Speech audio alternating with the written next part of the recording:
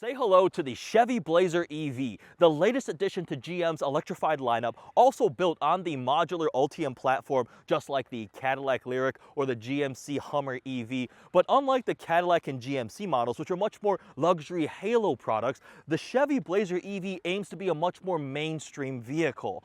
You'll recall that not so long ago, the Chevy Blazer nameplate was actually brought back in this Camaro sort of inspired crossover, but this Blazer EV really shares essentially nothing with that outgoing crossover beyond the name. It's all new exterior, new powertrain, new interior, new technology. It is completely different and very, very cool. I'm excited to share some of this with you guys. We're going to be spending time experiencing the RS model. There are three trims. At the base, there is the LT. In the middle, you have the RS. And at the very top, there is the SS, the first time we're ever having the SS badge applied to an electrified Chevrolet vehicle.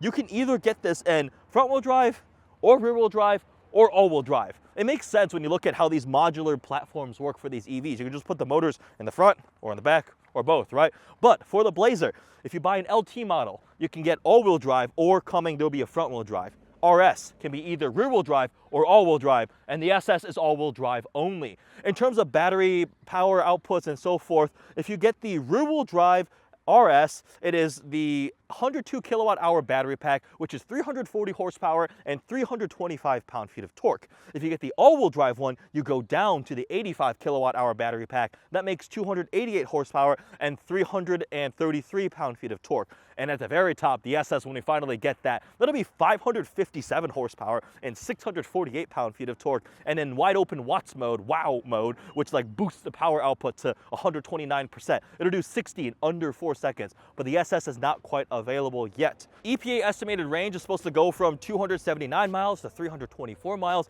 Obviously, the rear-wheel drive, bigger battery pack models will have the longest range. With that, let's grab the camera. I want to show you some of the exterior details on this Blazer EV RS. We'll hop inside, take it for a drive, talk about some of the tech, the interior, the features, my impressions, and then tomorrow we're going to be hopping into an all-wheel drive model and taking it on a nice long scenic drive.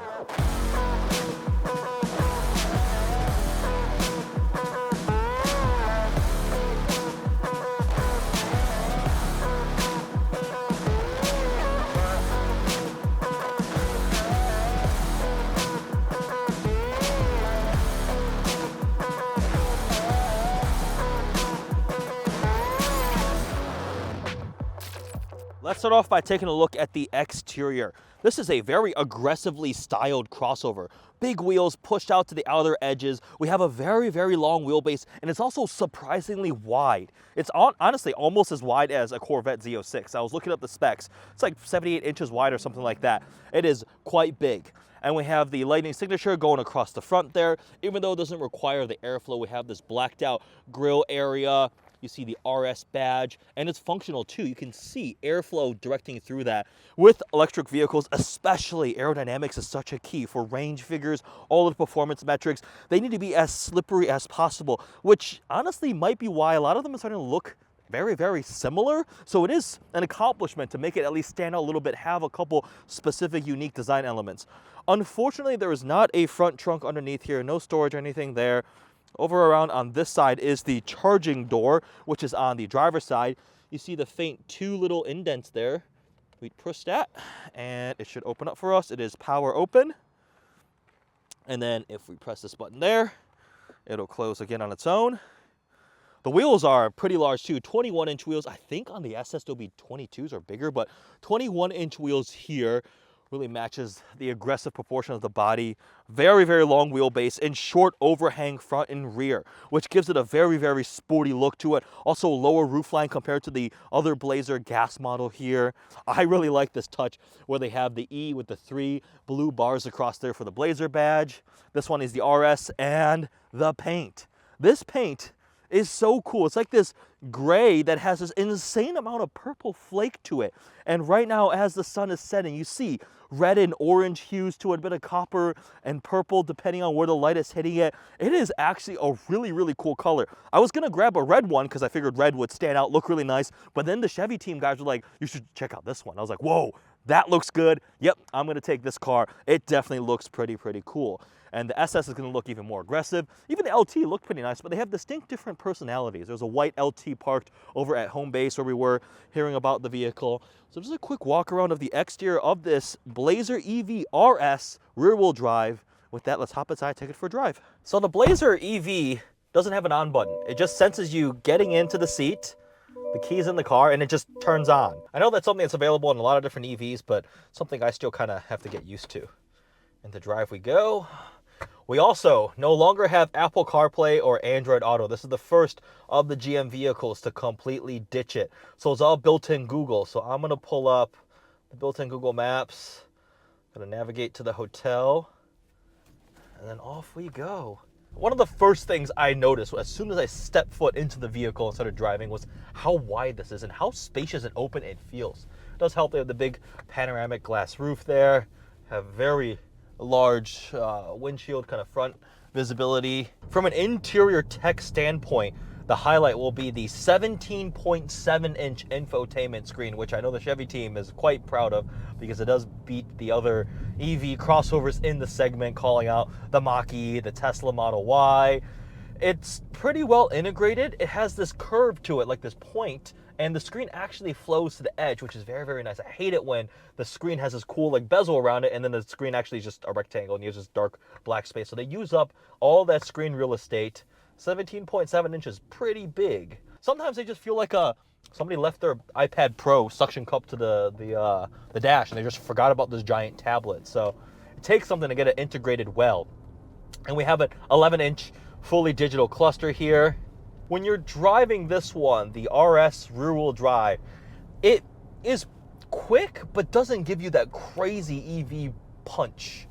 I think for that, you're gonna have to wait for the SS because 0 to 60 under 4 seconds is fast. This is just normal, right? It's usable all around. It feels more like a direct replacement to what a mid-level gas engine could be, right? With 340 horsepower, 325 pound-feet of torque. Those are by no means ridiculous. We've got different drive modes: normal, sport, snow, ice, or my mode where you can custom stuff. I'm in sport right now.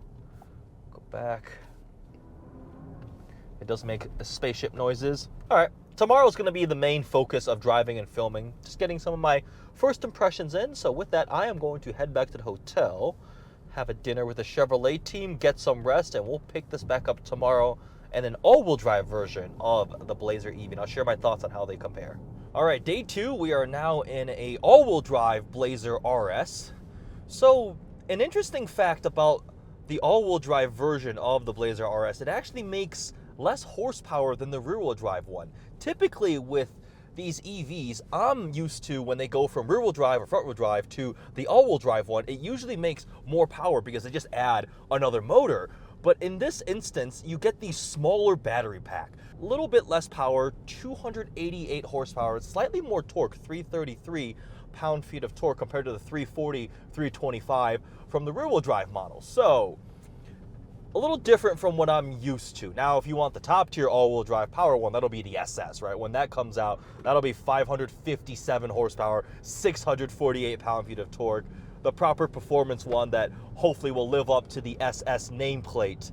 But that's not out yet. We're just driving the RSs today.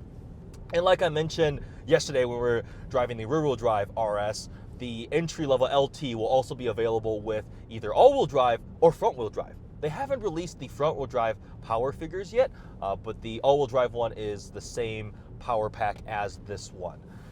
Rear-wheel drive, because it has the larger battery pack, will also get the best range ratings. The all-wheel drive one is down a little bit, 279 miles, 324 miles for the rear-wheel drive, and those are EPA estimates now. They have been updated since this was first announced.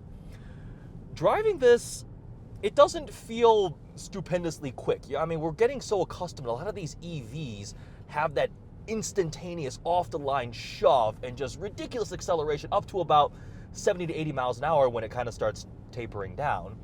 This definitely feels like a much more mainstream one, but big difference going to an electrified powertrain versus a gas engine that makes similar power levels, call it mid to high 200s, 300 horsepower, is the way the power delivery is. You get that quick torque off the line. That is the perk of having an electrified powertrain, right?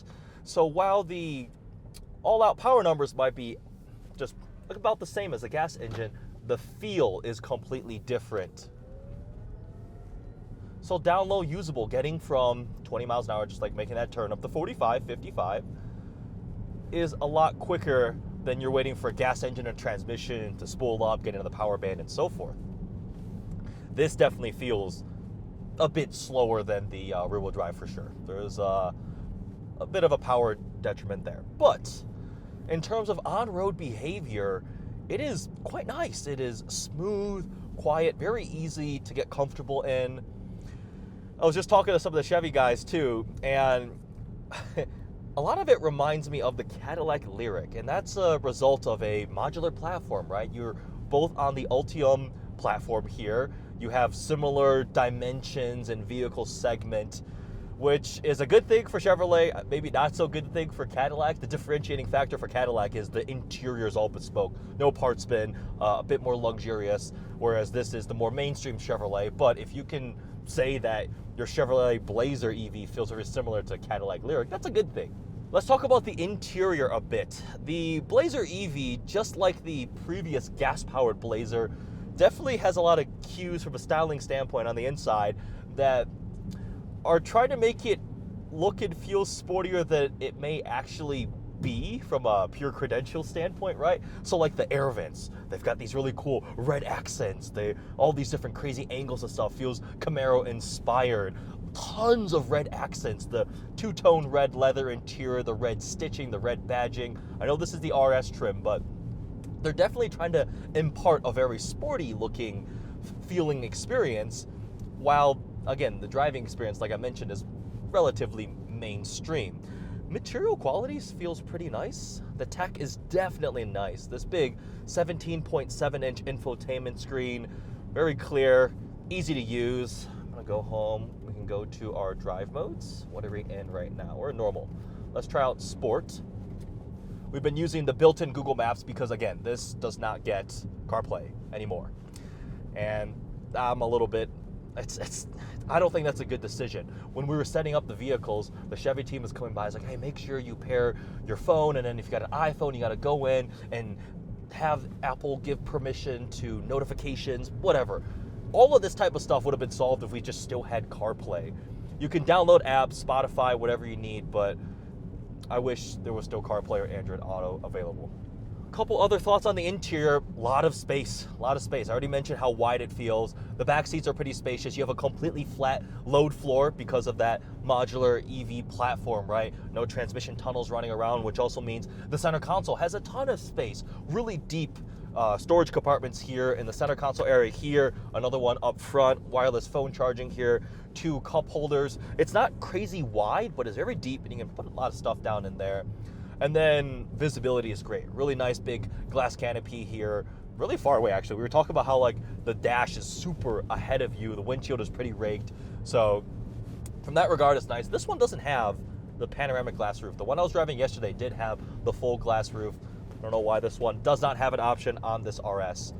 In terms of price point, taking a sip of my coffee. In terms of price point, this one here is optioned to just over $60,000. I think the Chevy guys are saying it should be $60,250 for this RS all-wheel drive. Now, the rear-wheel drive one we were driving yesterday is actually a little bit more expensive, $61K. And you may wonder, why in the world is the all-wheel drive one cheaper than the rear-wheel drive? And the answer is the battery size, right? Battery's got to be one of the most expensive components of any EV, and just that increase in battery size for the rear-wheel drive necessitates a bit higher of a price point. But otherwise, from interior, from the tech features, all of it, it feels essentially the same. It's just a difference in driving experience. And it leaves me a little confused, right, with the way they've done it. It's really cool that with the Blazer EV, you can get either front-wheel drive, all-wheel drive, or rear-wheel drive. But the way they've packaged the all-wheel drive with the smaller battery and less power versus the rear-wheel drive with the bigger battery and more power, like, imagine living in Michigan or Chicago like I do and shopping for one of these. I would likely want all-wheel drive for all-weather usability. But then I also would want the bigger battery pack and more power, which would force you to go into the SS, which will likely be a bit more expensive, is way more powerful. So personally, it would have made sense to me to kind of follow the pattern that other EVs do, where they go rear-wheel drive, normal size battery pack, and you still get the big battery pack of all-wheel drive, more power, slightly less range, because to put out more power, you would lose some of the range. So it's an interesting packaging decision. But I mean, overall impressions, this thing rides very nicely. It's fairly quiet. I actually rolled the windows down to check if it had like double laminated glass, because wasn't noticing a ton of wind noise or road noise, which is a good thing, which is absolutely a good thing. Sometimes EVs struggle with that because there's nothing else to mask that noise. It can intrude a little bit more, and you gotta do extra things to try to eliminate that. Compared to some of its competitors, the Blazer EV essentially goes up against the Mustang Mach-E, the Tesla Model Y, Hyundai Ioniq 5, Kia EV6. Is that crossover, mid-size crossover segment. This and the Mustang Mach-E brought back nameplates in a different way, right? Some people got really upset when the Blazer was brought back as the gas crossover, right? Because it really wasn't what the Blazer used to be historically. But the same thing happened to the Mach-E. These Mustang and the Blazer nameplates, they just got reused in a different way. And for those who are upset about it, you're going to probably be continuously upset in the future, because I feel like this is going to happen more and more, especially with electrification. So ignoring what the history of the vehicle brand may bring, this and the Mustang trend towards trying to be more sporty, from the styling cues, the interior touches, whereas they still feel relatively mainstream. I really like the Hyundai Ioniq 5 and the Kia EV6. They just do everything really, really well. I love the styling. They look really unique. Interior is really well thought out, well designed. What stands out to me about the Blazer EV is the width and the sense of interior volume. I think that's a leg up for this compared to the Mach-E, the Model Y, and even the Hyundai and Kia.